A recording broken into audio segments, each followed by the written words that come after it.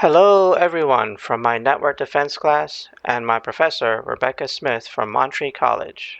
My name is Adrian Ali, and in this video we're diving into the world of containerization and cybersecurity, specifically through Docker, one of the most powerful tools in modern DevOps and network defense. So you've probably heard of Docker as a way to package applications, but in the context of cybersecurity, Docker offers some seriously important benefits and also some challenges that anyone pursuing a career in IT or security should know.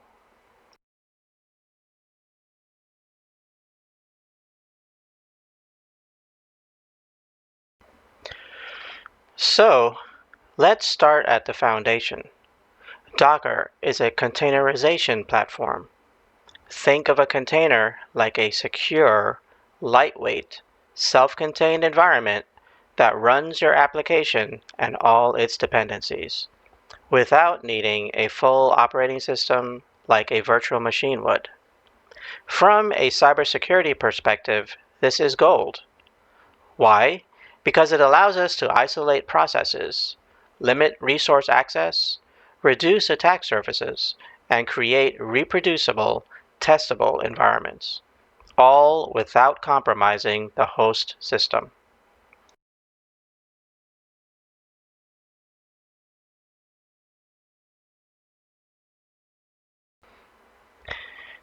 In my studies under the CompTIA CYSA framework, we learned that network defense is about layers, firewalls, intrusion detection, identity access controls, patching, and so on.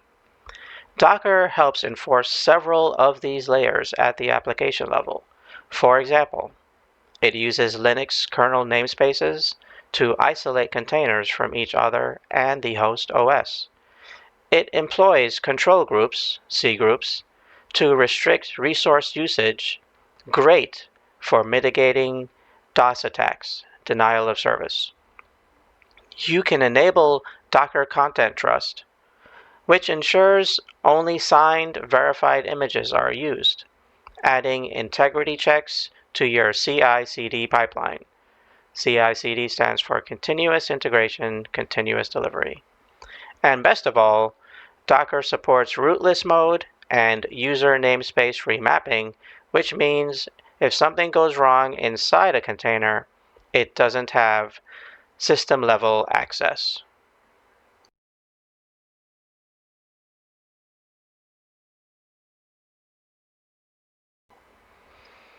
But here's the thing. Just because Docker can be secure doesn't mean it is by default. The OWASP Foundation actually maintains a Docker security cheat sheet, and it outlines some big no-nos along with best practices. So, here is a quick highlight reel of what security professionals and hobbyists alike should be doing. 1. Never expose the Docker socket to the internet. That's like handing someone the keys to your server. Always run containers as non-root users.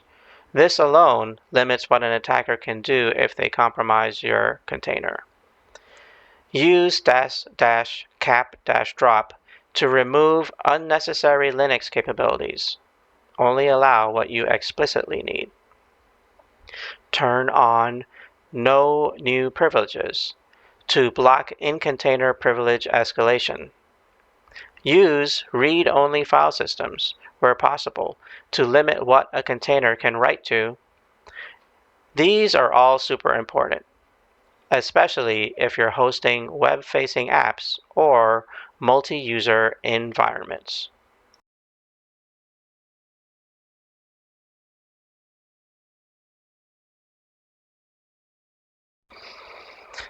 Now, let me get a bit personal here.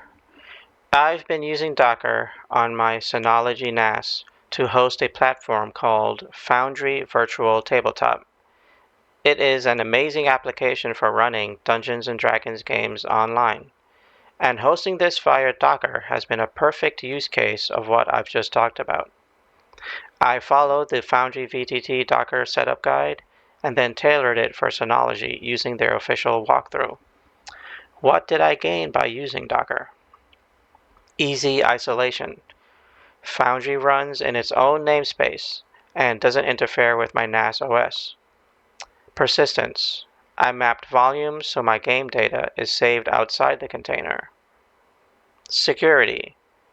I created a limited access user, configured reverse proxy with HTTPS, and only exposed the necessary ports. Scalability. I can back up, recreate, or move the environment in minutes if I want to switch systems or restore from a snapshot. This personal use case mirrors what enterprises are doing at scale, using Docker to secure apps and services.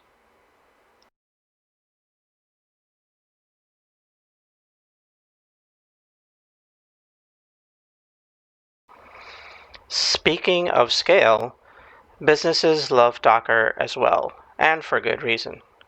Here are a few real-world scenarios. Development environments. Developers can spin up secure, isolated containers for testing without affecting production. CI/CD pipelines. Security scanners like Trivy, Snyk, or Docker Scout automatically scan code and images for vulnerabilities before deployment. Microservices architecture.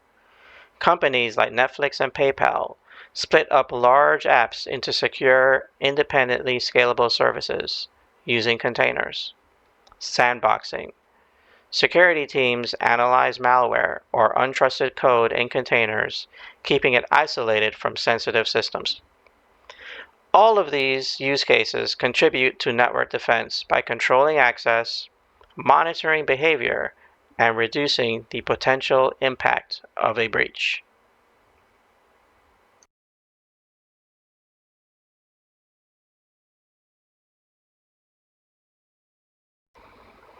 Of course, Docker is not perfect. There are a few challenges to keep in mind. For instance, image bloat. You have got to trim your Docker files, or you will end up with slow deployments and storage waste. Inherited vulnerabilities. Your base image might have unpatched software, so always scan your images. Data persistence. Containers are ephemeral by nature, so use volumes or external storage for anything important, similar like how I use my Foundry VTT. And managing all of this at scale, that's where Kubernetes comes in, but that's a whole different beast with its own learning curve.